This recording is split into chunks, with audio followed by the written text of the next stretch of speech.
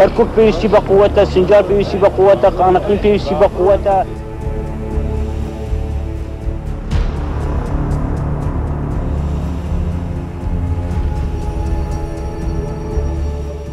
هەمان جوگرافیا و هەمان عەقڵیەتی شۆڤێنی، هەمان چیرۆکی ئاشتی خوازی کورد و شەڕانگێزی ئەوان، ئەوانێک کە لاواز دەبن دێنەوە بەر دەرگای ڕێبەرانی کورد و داوای ئاشتی دەکەن، ئاشتیەک کە ڕێبەرانی کورد هەرگیز ڕەتیان نەکردوتەوە، بەڵام ئەوان کە بەهێز دەبنەوە کوردان برسی و جێنۆساید دەکەن. لە 11 ئاداری 1970 شۆڕشی کوردستان و بەغدا لە ڕێکەوتن نامەیەکدا ئاشتیەکی 4 ساڵیان ئیمزا کرد، بەڵام 4 ساڵی پڕ لە کێشمەکێش لە نێوان بەغدایەکی بەدنیاز و گەلی کوردستانێک کە لە چاوەڕوانی ئاشتیدا خەریک بوو جێنۆساید بکرێت. هەردەو ماوەیەدا بوو کە باعس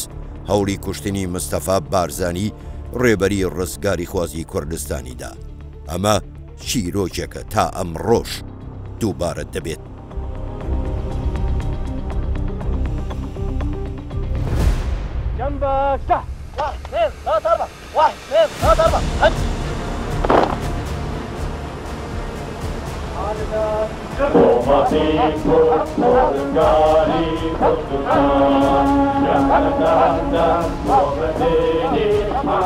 لە 7 تەمووزی 1968 حیزبی باعس بۆ جاری دووەم با کودەتایەکی سەربازی دەسەڵاتی عێراقی گرتەوە دەست. وەکو هەموو دەسەڵاتدارەکانی پێشووتر و دواتری عێراق یەکەم ئامانج کە ئیشیان بۆ کرد لە ناوبردنی شۆڕشی کوردستان بوو. شتێک نەبوو کە ئێمە شەڕکەر بین یا ئێمە شەڕ دروستکەین یا ئێمە تەعەدا لە خەڵک بکەین، زیاتر هەر تەعەدا کراوە لە ئێمە دیفاعمان لە خۆمان کردووە و شەڕی زیاتر فەرز کراوە لەسەرمان. لە مانگی شوباتی 1969 تا پاییزی ئەو ساڵە بە بەکارهێنانی تەواوی هێزە چەکدارەکانیان بە 9000 جاشەوە هێرشێکی بەربڵاویان کردە سەر ناوچە ئازادکراوەکانی ژێر دەسەڵاتی شۆڕشی کوردستان. ڕژێمی بەعەس دوای ئەوەی کەوە نەیانتوانی بە ئاگر و ئاسن شۆڕشی کوردستان شۆڕشی مەزنی ئەیلول لەناو بن، دیار بوو بیریان لەوە کردەوە کە بە شێوەیەکی تر لە ڕێگەی دانوستانەوە بەشکەم بتوانن هەندێک شتی تری خۆیان فەرزکەن بەسەر شۆڕشی مەزنی ئەیلول و بەسەر بارزانانی کە ئامانجەکەیان بە شەڕ بۆ نەچووە سەر بەغدا بیری لە ڕێگەی ئاشتی کردەوە. لە مانگی ئەیلولی 1969 شاندێکی یەکێتی قوتابیانی کوردستان لە بەغداوە سەردانی بارەگای سەرکردایەتی شۆڕشیان کردووە و پەیامێکی ئاشتیانەی دەسەڵاتدارانی بەغدایان پێبووە کە 7 پێشنیازی لەخۆ گرتە بوو. پەیامەکەی ئەواندا ئەوە دیاری کرابوو کە ئەبێ ئەوان ینی مەبەستیان بوو اتفاقیەی 29 حوزەیرانی 1966 زندوو بکەنەوە، ینی اتفاق لەسەر ئەوە بکەن و لە هەمان کاتدا دان بە شۆڕشی 7 تەمووزی ئەوان بێن، ینی هی بەعەس بێن.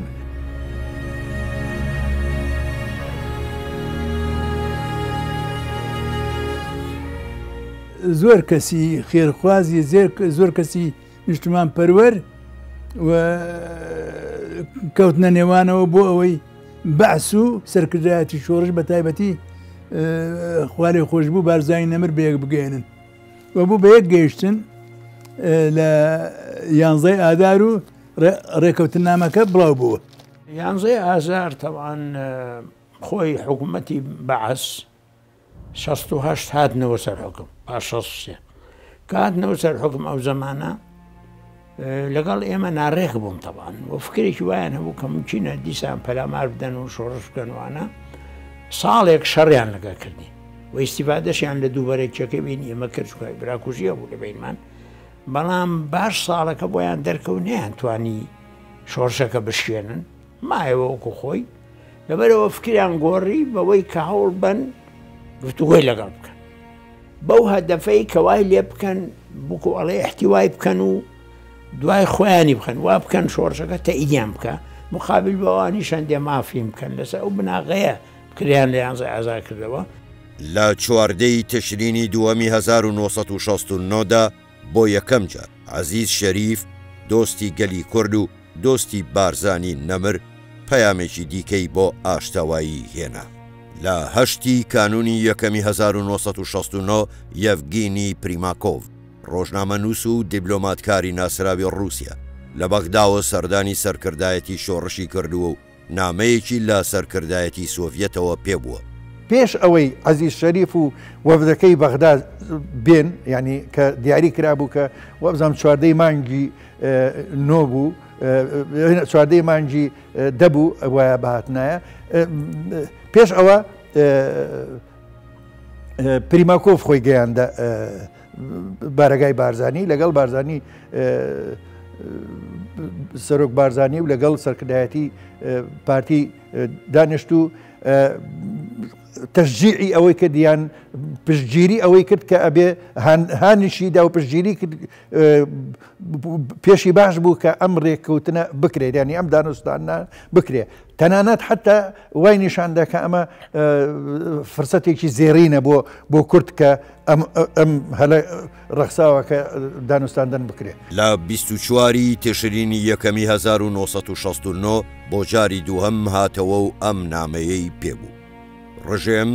ئامادەیە بۆ دەستپێکردنی گفتوگۆ شۆڕشیش ئامادە بوو. دیسانیش سۆڤێت بۆی بارزانی بۆ ئێمەی جێڕایەوە ئامادە نەبووە کێشەی کورد وە کێشەی میلەتێ بخاتە سەر ئەجندەی خۆی بشێوی ڕسمی حسابی کردووە تۆ بەشێکی لە عێراق تۆ لە تورکیات و ئەوە.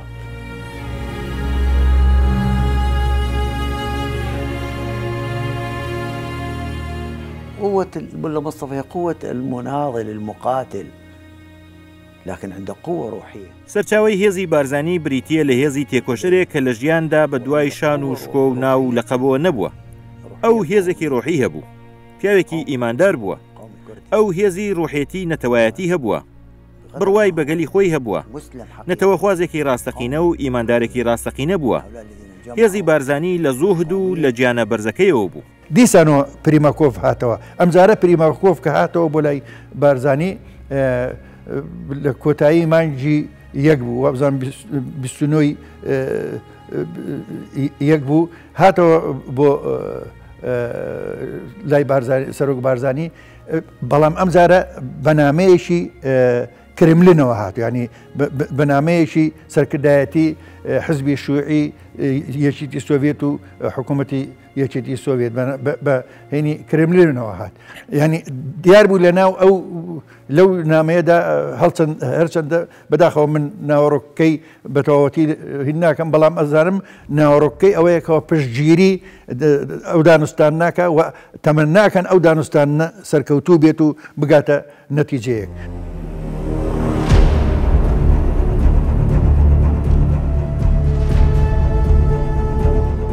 لە هەژدەی هەمان مانگدا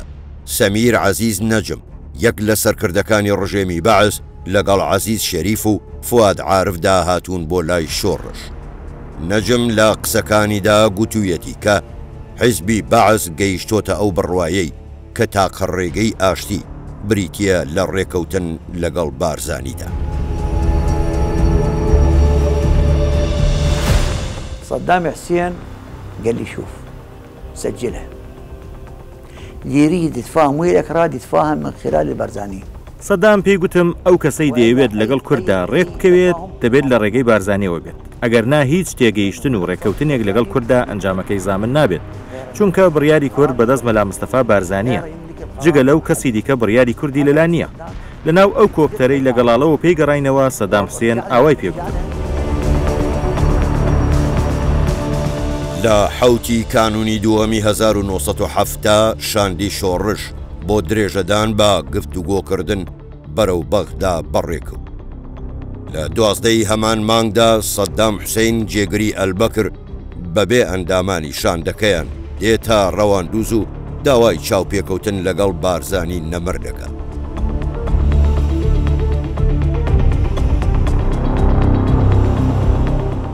لە نۆی مانگ ئازار نۆی مانگی ئازار سەدام دوای دابڕانێک تقریبان مانگێکی پێچوو کە وتوێژ ڕاوەستا سەدام هاتەوە لای بارزانی نەمر و لەوێ ئامادەی خۆی پیشاندا لەگەڵ وەفدێکی گەورەی لەگەڵ خۆی داهێنابوو ئامادەی پیشاندا لەوێ آخر وەکڵن بڕگە و مادەکانی ڕێککەوتنی 11 ئازار ئامادەکرا شەوی دا لەسەر 11 سەرۆک بارزانی و سەدام ئیمزایان کرد ئەوە بۆ ڕۆژی پاشتر وەکو بەیانێک لەلایەن ئەحمەد حەسەن بەکر خوێندرایەوە ئەو بوو مفاوزات کرا مفاوزاتەکە دەبان سێ مانگ ناڕاستە و خۆ بوو بەهۆی سۆڤێت و ئەزی شەریف و بەعزی خەڵقی ترەوە و سێ مانگیش ڕاستە و خۆ بۆ ئێمە چوینە بەغا ئەوانە هاتنە ناوپردان و هەتا ڕێکەوتین لەسەر ئیتیڤاکە بەیانەکە کە بەیانێکی مێژوویە و گرنگە بە قەناعەتی من لە نۆی ئاداری 1970 شاندێکی حکوومەت با سەرۆکایەتی جێگری سەرۆکی ئەنجومەنی سەرکردایەتی شۆڕش سەدام حوسێن گەیشتە ڕەواندوس. ئەو جارە شاندەکە دوا قسە و دوا بڕیاری بەغدایی پێبووە. گفتوگۆی جددی بەردەوام بوو هەتا سەعات 11:30 شەوی دە لەسەر 11/1970 تا دوجار بارزانی نەمر و سەدام هەردووکیان ڕێکەوتنامەی 11 ئاداریان ئیمزا کرد. ڕۆژی 11 ئادار شاندێکی باڵای سەرکردایەتی شۆڕشی کوردستان بۆ ئاهەنگی ڕاگەیاندنی ڕێکەوتنامەکە چوونەتە بەغدا لەوێ پێشوازیەکی گەرم کراوە. حکمەتە بەحەس چ منەت نەکرینە بۆ کووردا چ منەت نەکرینە سەرگەری کوردستان ئەفرە کەفنامە ساڵە 1970 ڕەنجە و خەبات و تێک و شەریە گەلی کوردستانە یا شۆڕەشە ئەیلولە لەومە ئەڤە vê شۆڕەشێ vê xebatê welê kir ku hikmet neçar bî dan pêdanê bikir. Rêkevtnameyê 11 kê pêşî wî beyanî 11 xwe li rastiya rêkevtnameya. Rêkevtnameya li nêwan serkirdayetî Şorşî Eylûl û hikûmetî Iraqa li Beqa. Rêkevtnameyekî giring e li mevzûyê Kurd de. Em rêkevtnameya birîtî bû li 15 xaw. 15 xaw ke bi aşkira بڵاو کرایەوە. ڕۆژی 15 کانونی 1970 بارزانی سەردانی تارانی کردووە. ڕۆژی دواتر شای ئێران بە گەرمی و بایەخەوە پێشوازی لێ کردووە. بە ناوی خۆی و حکوومەتی ئەمریکاوە گفتی زۆری پێداوە بە مەرجێک بارزانی لەگەڵ بەغدا ڕێک نەکەوێت. لەوێ بارزانی وەڵامی شای داوەتەوە و پێی گوتووە من ناتوانم ئەو ڕێکەوتن نامەیە ئیمزان نەکەم. ئەگەر ئیمزای نەکەم حیزبی بەعز لە بەرچاوی ڕای گشتیدا دەبنە داکۆچی کار لە مافە نەتەوەیەکانی کورد.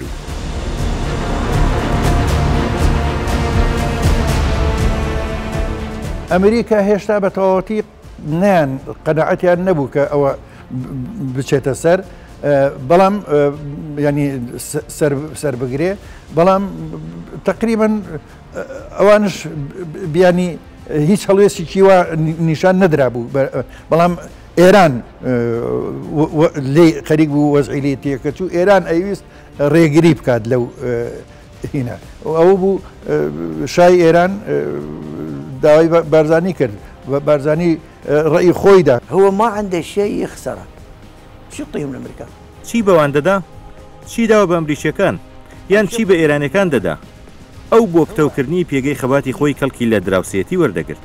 بارزانی لەو پەیوەندیانەی لەگەڵ دەوڵەتانی دەرەوە هیچی بەوان نەدەدا بەڵام کەڵکی لەوان وەردەگرت. لە 28 کانونی 1970 شاندێکی حکوومەت بە سەرۆکایەتی فەریق هەردان تکریتی هاتۆتەوە بۆ ناوپردان. لە دانیشتنەکەدا عەبدوڵڵا سەلوم گوتوویەتی کەرکووک کوردستان نییە. باسی کەرکووک کە کرا ئەڵێ کەرکووک کێڵێ کەرکووک هی کووردە بارزانی نەمرش سەرۆک بارزانی ئەڵێ من ئەڵێم کەرکووک ئەڵێ ئێوە بڵێ ئێمە داگیرمان کردووە ئێمە هیلمان کردو بەڵام حەزەکەم هەتا کوردێکی تێدا ما بێ کەرکووک کوردستانیە. تاريخ أمة وتاريخ نضال ومعلم نضال. ئەو سیمبولی هێزێکە ناوم ناوە تەوازوعی هێز. دوو تایبەتمەندی هەبوو، هێز و تەوازوع. لە کاتێکدا پیاوێکی متەوازع بوو، بەڵام لە پشت ئەو تەوازوعەیەوە هێزێکی گەورەشی هەبوو، واتە تەوازوعی لاوازی نەبوو. مەلا مستەفا بارزانی هەر بە تێکۆشەری هاتووەتە ژیانەوە، کاریزمایەکی سەرسوڕهێنەری هەبوو. لەو پاڵتۆی لە بەریدا بوو، لەسەر خاکدا دەنیشت و پشتی بە تاشەبەردەکانەوە دەنا. پیاڵە چایەکی بەدەستەوە بوو، لەسەر ڕانیشی نانەڕەقەیەک. بە چایەکەی نانەکەی گەرم دەکرد و دەیخوارد. پیاوە مەزنەکان ئاوان. هیچ تیۆریەکی نەبوو، بەڵام کردار و استراتیژ و دووربینی هەبوو. خوێندنێکی سادەی هەبوو، بەڵام عەقڵێکی مەزنی هەبوو. هەر بۆیە داواکاریەکانیشی هەر تەوازوعی تێدا بوو، بەڵام تەوازوعی هێز نەک لاوازی.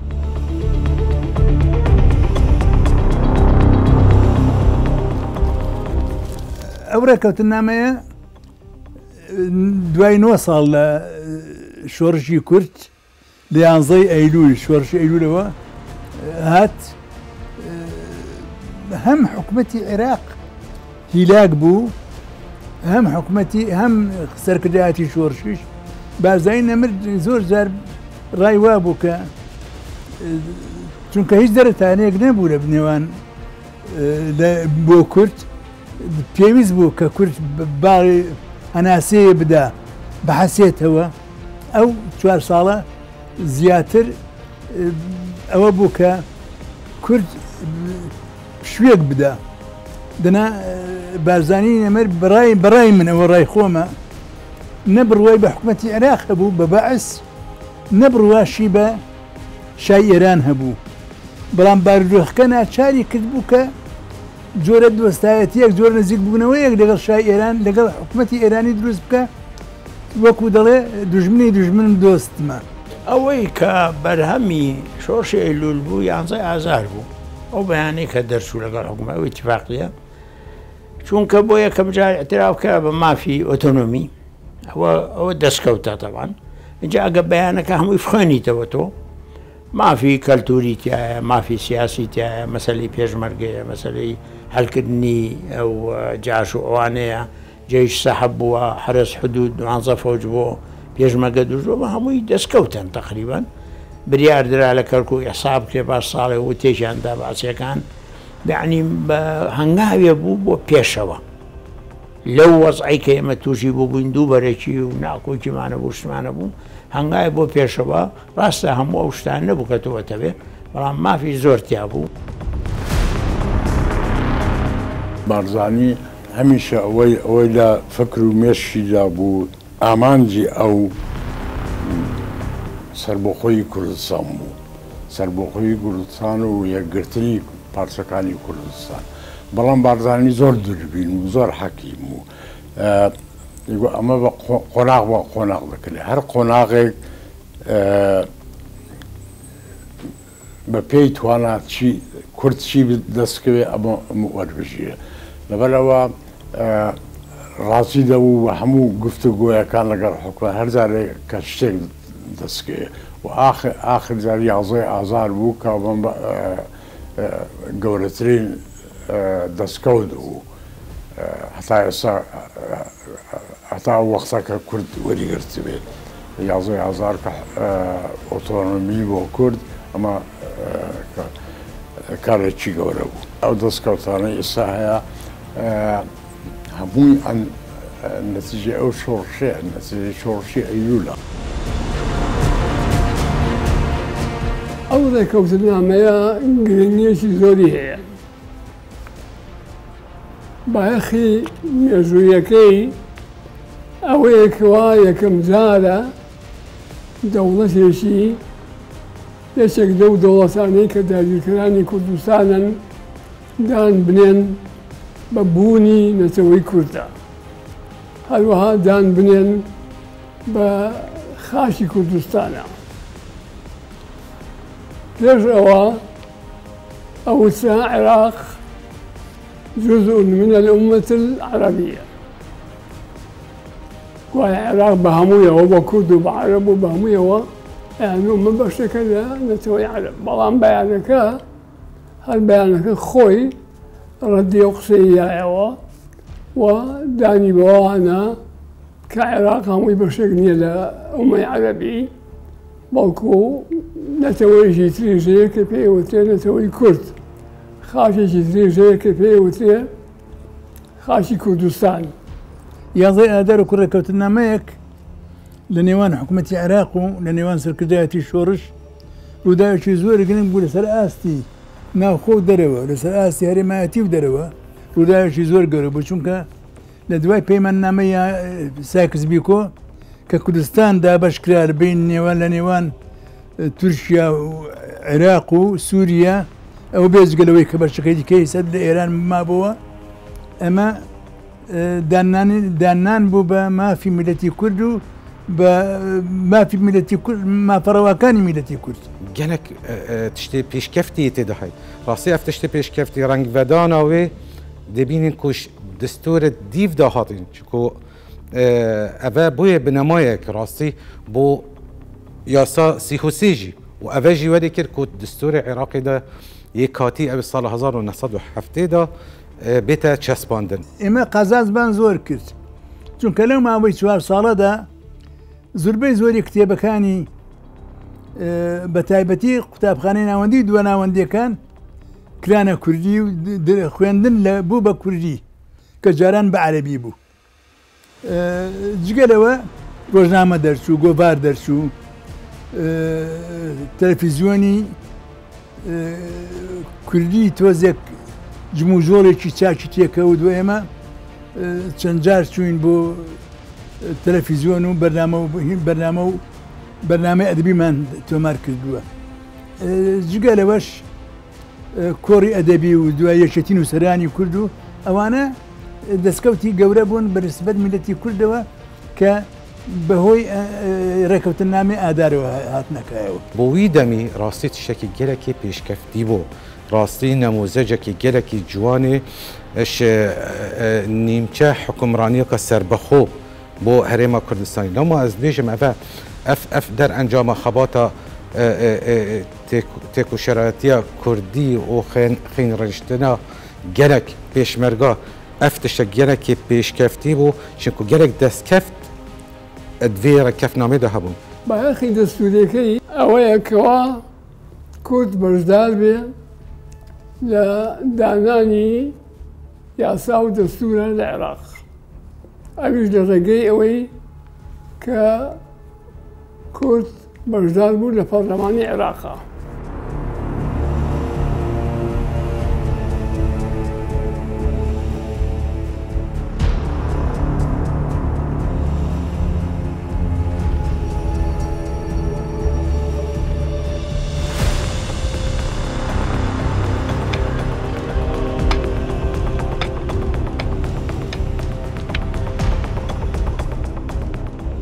بنی مافن سیاسی جی اوت بریتینش هبونا چند آنجی رجاکا تایبت اش فرمانبر و حتی تدگه پست وزیره ات حکمتا ناوندی دا یعنی حکمتا بغداد راسیه بات شکی گله که پیروز بو یعنی بوی سردمی بایخی سیاسی او بیانا اوی سلمان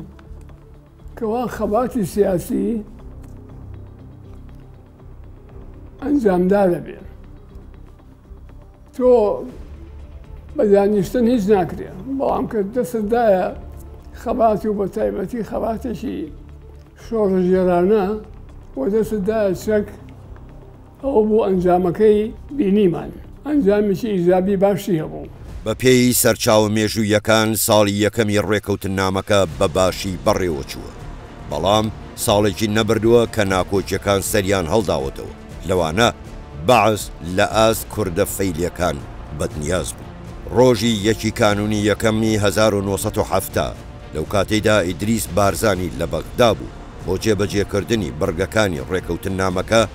لە ناوەڕاستی بەغدا هەوڵی کوشتنی درا. ئەوان چونکە هەدەفەکەیان ئەوە بوو کە ئەو بەیانە دەرکەن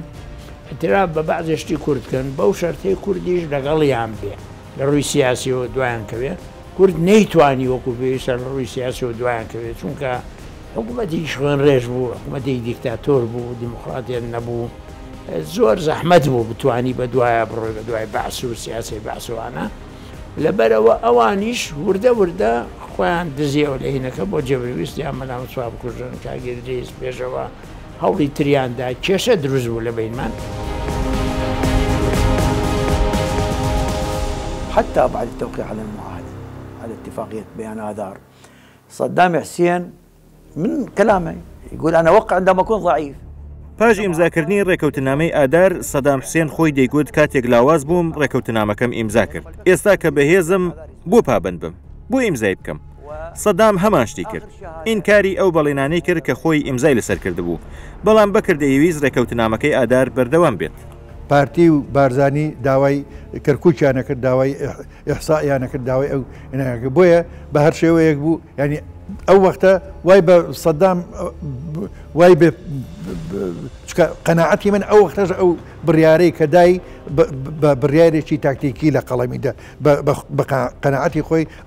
ئەو بڕیارە ئەدا بڕیارێکی تاکتیکی ئەتوانێت دوای لێ پەشیمان بێتەوە بەس ئەگەر بڕیاری ئەوە بدات کە کەرکووک ببێتە بەشێک لە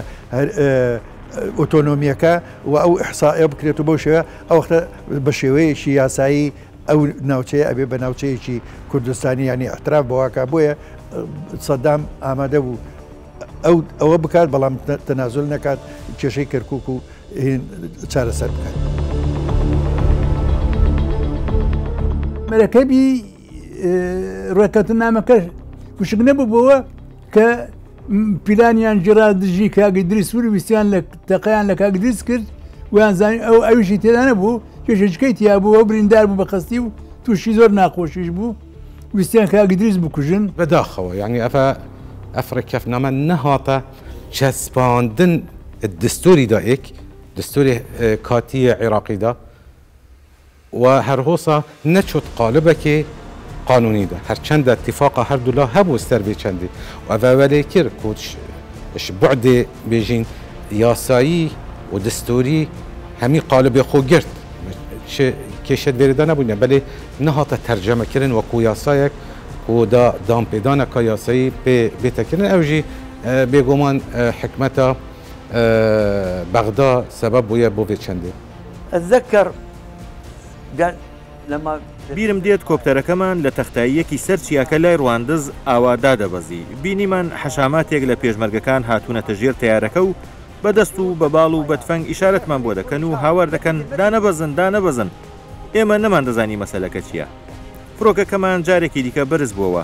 کە لە شوێنێکی تردا بەزین گوتمان ئەوە چی بوو گوتیان ئەو شوێنەی پێشوو مینڕێژ کرا بوو لێرەدا ببینە ئەگەر فەرمانی بارزانی نەبووایە ئەو ڕۆژە ئێمە و وەفتەکەمان و خودی سەدامیش ڕزگارمان نەدەبوو بەڵام دواتر سەدام خۆکوژی نارد بۆ ئەوەی بارزانی لەناوبرن ڕۆژی 29 ئەیلولی 1970 بەعس لە ڕێگەی ژمارەیەک مامۆستای ئاینی عەرەبی عێراقیەوە هەوڵی کوشتنی مەلا مستەفای بارزانیاندا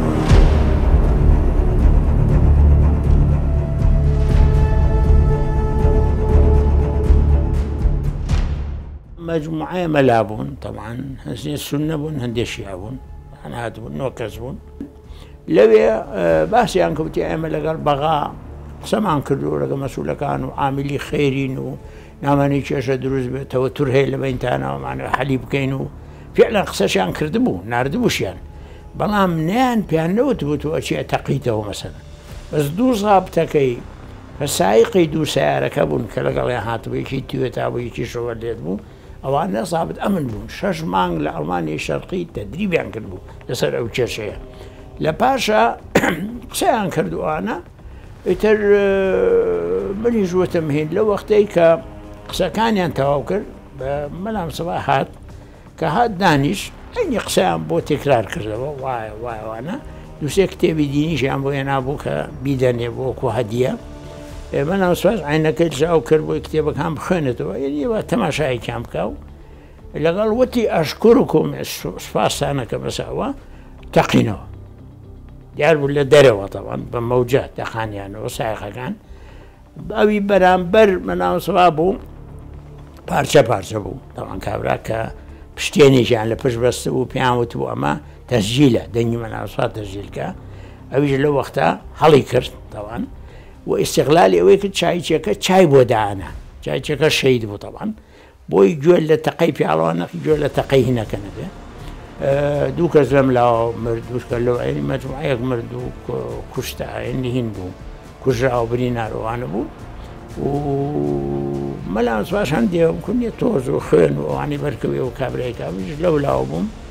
تەبوو تۆز و بارود و مارود و ئەم شتانە ئەوە هات کە ئەوە تەواو بوو منیش داوام کرد لە مەلا دەرچین دەرەوە چوینە دەرێ کە گەیشتینە دەرگا دوو زابتەکە هاواریان کە وتیان ذاکووە بەعدا حەیە هێشتا نەمردووە قمبلێکیان بۆڵدای قمبلەکەیان بۆڵدان لەبەر دەمماناکەوت یەکێ شەید بوو چواردە برینە ئێمەش من هیچم لێ نەهات تەوان بەلام سوات دێ ساچمەی بەرکەوت ساچمەی ئەوەنی خڕەکان هەیە ئەوی زۆر هین نییە وڵای تر ڕۆشتین چوین بۆ ماڵی کاگی دیز لەو بەرەوە بوو لەوێ من ساچمەکان بۆ دەرهێناوە لەم بەهینی سەر و وانی پێچی و ئێمە لەوێ بووین توێتاکەی کە لە تەنیشت خانوەکە و تەقی ڕۆمدایان نابوو کە بتەقێتەوە دەبان خانوەکە دیوتانە ممشینە چیلیاتوانە پاشەوە شۆڤەلێتەکەما بوو لەوێ بوو شۆڤەلێت کە شۆڤەلێتەکەما بوو سایقێکمان هەبوو و سایقە ئازا بوو یان سواری بوو دووری خستەوە پاشی هەندەسە چوون کردیانەوە باگلایەتەکانی ساڕۆغ بوو هەمووی دینەمێت بوو هەموویم بوو حەزیان کرد بوو بۆیە پێڕاکەن و بە ساڕۆخیش ئەگەر یەکێ دوایان کەوین بێ ئەوەش هین کرا بۆ شکەوە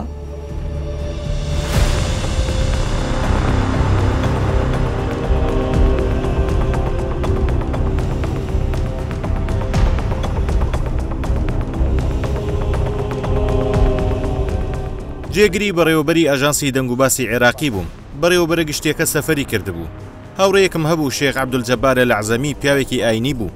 ڕۆژێک پارچەوەرەقەیەکی بچووکی بۆ هێنام نووسرا بوو کە وەک هەوڵێکی ئاشتەوایی بۆ هێوەرکردنەوە و ئاساییکردنەوەی ڕەوتی وتوێژەکان شاندێک سەردانی گەڵاڵە دەکات و چاوی بە مەلا مستەفا دەکەوێت من هەواڵم لەو وەرنەدەگەر چونکە ئێمە ئاژانسێکی مەرکەزی گەورە بووین گوتم چێ ئەو هەواڵەی بە تۆدا گوتی ئەبولحەرب واتە نازم گزار گوتی ئێستا من لە لای بووم منیش تەلەفۆنم بۆ گزار کرد و پێم گوت حکایەتی ئەو خەبەرە چییە پێی گوتم ئەوە یەک لە خەبەرەکانی ئێمەیە منیش هەواڵەکەم بۆ سبەی بڵاو کردەوە جا عەبدولجەبار ئەلعەزەمی زۆر دڵی خۆش بوو زیاتر دانیشت و قسەکانی گزاری بۆ دەجێڕامەوە و دەیگوت ئێوە ئەو ئەرکە بە سەرکەوتویی جێبەجێکەن بەڕێز جێگری سەرۆک مەبەستی سەدام حوسێن بوو پۆستی باڵاتان پێدەدات ئەو دەیکوت شاندەکەمان ئەوەندە جێی بایەخی سەدامە کە جلوبەرگی تازەی بۆ ئامادەکردوین و پێی گوتوین کە نزیکی بارەگای مەلا مستەفا بوونەوە ئینجا لەبەریکەن با بە سوورەتێکی جوان دەربکەون بەو جۆرە تا ئێوارەی ڕۆژی دواتر بیستمان کە ئەوانە بۆم ڕێژ کراون و لە بارەگای بارزانی تەقیونەتەوە هەر بۆیە دەڵێم ئەو کارە سەدام حوسێن دایڕشتە بوو کەس بەبێ ئەو نەیدەوێرا تاوانێکی وا بکات لەگەڵ ئەو هەموو بەدنیازیەی حکوومەتی بەعزدا بارزانی نەمر فەرمان دەکات کە نابێت بە بیانووی سێرەگرتن لە گیانی ئەو ڕەوشی گفتوگۆ و ئاشتەواییەکە تێک بچێت لە سەرەتای نیسانی 1972 عێراق و یەکێتی سۆڤیەت پەیماننامەی دۆستایەتیان ئیمزا کرد نزیک بوونەوەی عێراق و سۆڤیەت بە خێرایی بوارەکانی سیاسی و سەربازی و پێدانی چەک و تەکنۆلۆژیای جەنگی گرتوتەوە دوای ئەو ڕێککەوتن نامەیە کەەوە لەگەڵ یەکێتی سۆڤیەت کردبیان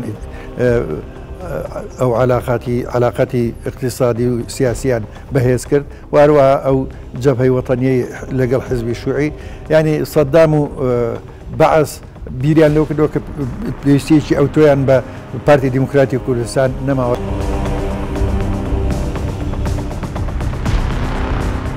کە ئەوان دییان ئێمە دوایان ناکەوین وەکو ئەوانیانەوێت تەیدی سیاسیان ناکەین و ئەوانیش ئێمەش دیمان کە ئەوانیش نیازێکی پاک و هینیان نییە هەدەفیانەوێت کە هینمان بکەن ئەوی پێویستە جێبەجێ ناکەن تەعریبەکان تەبعیزەکان سجلاتی نفوسی کەرکک و ئەمانە هەموویە گۆڕن کە قەرار بۆ ئێحسایتیا بکرێ ئیتر ئێمەش زۆر بڕوامان بەوان نەبووانش بڕوان بە ئێمە کەوتینەوە سەرەوەی کە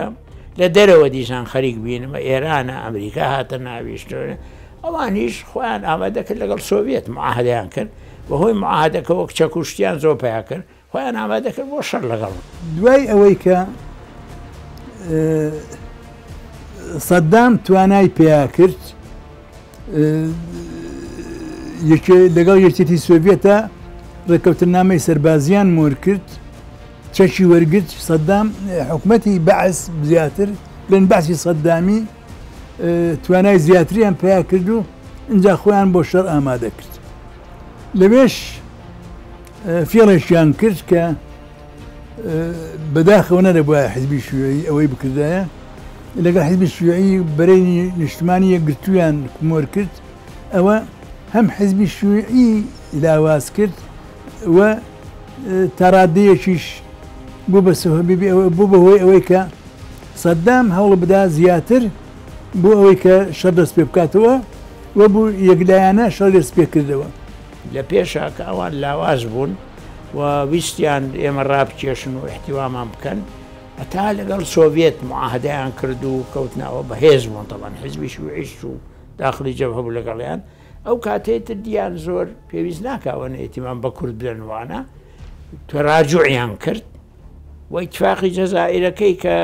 بەرەو ئیتفاقی جەزائیرنی بەرەو شەڕ ڕۆیشتەوە 74 كنت ضعيف ووقعت وأنا الآن قوي فألغي التوقيع کەلاوەز بووم ئیمزام کرد بەڵام ئێستا من بەهێزم ئیمزاکەی خۆم ئیلغا دەکەمەوە ئەزانی بۆ ڕێکەوتنامەکەم ئیمزا کرد یەکێتی سۆڤیەت ئامادە نەبوو یەک گول لە تۆپمان بداتێ من کەوتمە نێوان دوو بەرداشەوە یان دەبوو ڕێکەوتنامەی ئادار بکەم یان کوردستانمان لە دەستزەر دەچوو جاگەر وام نەکردایە دوور نەبوو کورد دەوڵەتی خۆیان دروست بکەن سەدام حوسێن دەیگوت بە ناچاری ڕێکەوتنامەکەم ئیمزا کردووە الجزء الأكبر وهو الكرد كان يمكن يأخذون دولتهم لو ما ألفها اللفة سەددام بە شەهید ئیدریس بارزانی گوتبوو ناچارمان مەکەن تەنازول بۆ شای ئێران بکەین و نیوەی شەط العەرەبی بدەینێ کاک ئیدریسیش پێی گوتووە جا شایەنتر بۆ ئێوە ئەوەیە کە تەنازول بۆ میلەتی خۆتان بکەن نەک بۆ شای ئێران ئیدریس بارزانی با سەددامی گوتووە دەسەڵگرتن لە کەرکووک و خانەخین و شەنگال کارێکی نەکردە نییە و ناتوانین قبولی بکەین دوجار لە شەوی 11 لەسەر 12 ئاداری 1974 بڕیاری ئەنجومەنی سەرکردایەتی شۆڕشی باعس بە جێبەجێکردنی یاسای ئۆتۆنۆمی لە ڕادیۆی بەغداوە خوێنراوەتەوە سەرکردایەتی شۆڕشی کوردستانیش لە بەیان نامەیەکدا ڕەتی کردوتەوە بە ئۆتۆنۆمیەکی ناڕاستەقینەی لە قەڵەمداوە و بە ناکردەیی وەسفی کردووە ڕاستی گەلێک جیوازی هەیەت ناوبەرە هەردوو بەلگەنامە بەلگەنامە ئەز ناوی و کەمە بەلگەنامە دابزانی جیوازی بەلگەنامە ساڵە هەفتێ و بەلگەنامە ساڵە هەفتێ و چارێ ئەوە یاسا ژمارە 33 هاتی بەلگەنامە ساڵە هەفتێ ڕاستی ئەوە بعدت خۆی سیاسی یەک دستوری هەمی وەکو اتفاقەکە ڕاستەقینە گەلێک یا درست بوو بەلگەنامەی ساڵە 1974 ئەوە دگوتێ قانون الحکومت داتی ژمارە 33 ساڵە هەفتێ و چارێ ئەوە عکساوێ چەندێ هات تەمامەن ڕاستە ڕەهەندێکی دستوری تێدا هەبوو چونکو ناڤەڕۆک ئەو بۆ ڕێکخستنە هەندە دام و دەستگەهە دستوری گرێدای کوردستانی بە و بەشداربوونا خەلکی و مافێ خەلکی بەلێ بەداخەوە ئەوە هاتە بێژم دەرکەتن طرفی حکومەتە عێراقی بتنی کەواتە طرفی دیتر بەشدار نەبووە کورد بەشدار نەبووینە تێدا بەلانسەکە و معادلە نەیا درست بوو مەفهومێکی دیتر دەبێژم ئەوە چەسپاندنە هەندە بیر و ڕایە لەسەر خەلکی کوردستانی بووە ناڤەڕۆکە بێ ئەو دیە ڕاستەکەم ئەم بێن سەحکەنی ناڤەڕۆکەوە گەلێک جێواز بوون بەو جۆرە حیزبی باعس لە عێراق مەزنترین هەلی مێژوویی بۆ چارەسەرکردنی دۆزی کورد لەدەست داوە شەڕی بەسەر بزاوی ڕزگاری خوازی کوردستاندا سەپاندۆتەوە شۆڕشی کوردستان بە هەموو هێزێکی و ساڵێک شەڕی بەرگری کرد تا نزیک بوو تەواوی سوپای عێراق لە ناو بچێت ئەوە بوو لە 6 ئاداری 1975 بە تەنازولکردن بۆ شای ئێران و لە دەستدانی نیوەی شەط العەرەب عێراق ئینجا توانی گەمارۆیەکی ئیقلیمی و نێودەوڵەتی بخاتە سەر شۆڕشی کوردستان و شۆڕشەکە بۆ ماوەیەکی کەم ڕابگرێت. اتفاقی جەزائیر ئیسپاتی کرد کە ئێران مەبەستی ئەو بووە کورد وەکو کێشەیە بەکاربێنێ دژی عێراق بۆی لاواز بن، عێراق لاواز بێ، کوردیش لاواز بێ، نەگا بە ئەمان پاشی لەگە عێراق تەفاهم کە عێراق تەنازولاتی زۆری بۆ بکە وەکو لە ئیتفاقی جەزائیر کردی. ئەمە دەرەکەو بەڵام بەڕاستی ئێمە توانم بڵێم یعنی من زۆر بە ڕاشکاوی لەو وەختە ئەمانزانی ئێران و عێراق خەریکی ڕێکەوتنوان بەس نەمانەزانی بۆ قۆڵ هەیە ڕێکەوتن. بارزانانی نەمرد داوای مقابلەی شای کرد و پێشەوەی کە نسکۆی شۆڕشی تا گەیشتینە 11 ئازار و بە عەمدیش نابوو لە 11 ئازاری 1970 شا گوتی سەرکردەکانی عەرەب هەموو گلەیان لە من دەکردیان گەر ئەتوو ئەوەندە یارمەتی کورد نەدەی حکوومەتی عێراق سیاسی خۆ دەگۆڕی بەرەو ئێمە دێ بەرەو غەرب دەچیوە لەبەرەوە من لاچار بووم کە لەگەڵ حکوومەتی عێراق ڕێک بکەوە. بارزانی نەمرد دووسێ قسەی پێگو قسەی پێ گوتی ئێمە دەستمان لە ناو دەستی ئێوەدانا نەک دەستمان بڕۆن. لەوبارەیەوە سەرۆک مەسعود بارزانی لە کتێبەکەی خۆیدا نووسیوێتی ڕێکەوتنامە 11 ئادار هەلێکی گران بەها بوو بۆ دامەزراندنی عێراقێکی نوێ و گەشاوە، بەڵام لەگەڵەوەشدا ڕێکەوتنامەی 11 ئادار بەری خەباتێکی سەرسەختانە و بەردەوام بوو. بەڵگەی ئەوە بوو خوێنی شەهیدەکانمان بە فیڕۆ نەچوون. بەشی زۆری ئەو سەرکەوتنە مەزنە بۆ خۆڕاگری و پێشمەرگە و خەباتی گەلی کورد و قوربانیەکانی دەگەڕێتەوە. واشی کرد کە میلەتی بگە ئەوە واقعی نییە بۆ اتفاقی ئازار بەجێبێنی بۆ ئەوە بوو کە بەعضە مەعاریبی خۆی بە خیانەت بەجێبێنی، بەڵام ئەوەش بۆی نەکرا. وكل المحصلين انتم الان هو بيان آدار ما اضافتكم 2003 شيء. هەموو ئەوەی دەستان کەوتووە بەهۆی بەیانی ئادارەوەیە، هەموو ئەوەی تا ئێمڕۆ دەستان کەوتووە هەمووی لە بەیانی ئادارەوەیە. 2003 شتێکی نوێی بۆ ئێوە زیاد نەکردووە. بەیانی ئادار ئەو تێکستەی کە مەلا مستەفا ئیمزای لەسەر کرد نەک ئەوەی کە دواتر حکوومەتی بەغدا تەزویری کرد و گۆڕی. بارزانی دامەزرانی دەوڵەتی دەویست، بەڵام ڕای نەدەگەیاند و باسیشی نەدەکرد،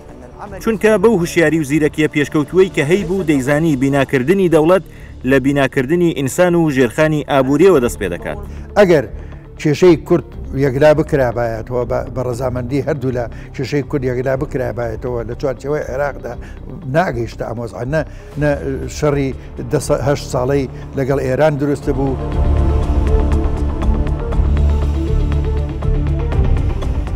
ملا مستەفا البەرزانی مەلا مستەفا نمونەیەکە بۆ هەموو خۆرهەڵات، نمونەیەکە بۆ پاڵەوانانی خۆرهەڵات نەک تەنیا کوردستان. مەلا مستەفا لە ناو هوشیاری گەلاندا دەژی، بە جلو بەرگە خاکێکەی و بەو پشتێند و فیشەکدانەی پشتی، بە جامەدانەکەی و بەو تفەنگەی لە پاڵ خۆیدا دایدنا. نمونەی ئەو دووبارە نابێتەوە. هەر کەسێک لە ڕێبازەکەی دوور بکەوێتەوە ئەوە لە گەلەکەی دوور دەکەوێتەوە، ئەوەشی لەو ڕێبازە نزیک ببێتەوە لە گەلەکەی نزیک دەبێتەوە. مەلا مستەفا کەسایەتیەکی کوردی جیهانیە، هەموو نەتەوەش لەسەر ئەوە کۆکن چونکە ئەو سەرکردەیەکی نەتەوایەتی بوو. ئەمەی ئێستەکە هەیە پێوتری فیدراڵی، ئەمە هەمووی درێژبوونەوەی ئەو خەباتە و ئەنجامی ئەو بەیانەیە کە لەو کاتا دروست بوو. لەبەرەوە جێی خۆیەتی ئێمەی کورد هەمیشە یادی ئەو ڕێکەوتنامەیە بکەینەوە و بە ڕێکەوتنامەیەکی مێژووی و سیاسی بینە قەڵەم تاوەکو ئەو کاتەی کە لەوەش زیاتر بەدەدەهێنین کە بریتە لە مافی سەربەخۆیی کوردستان.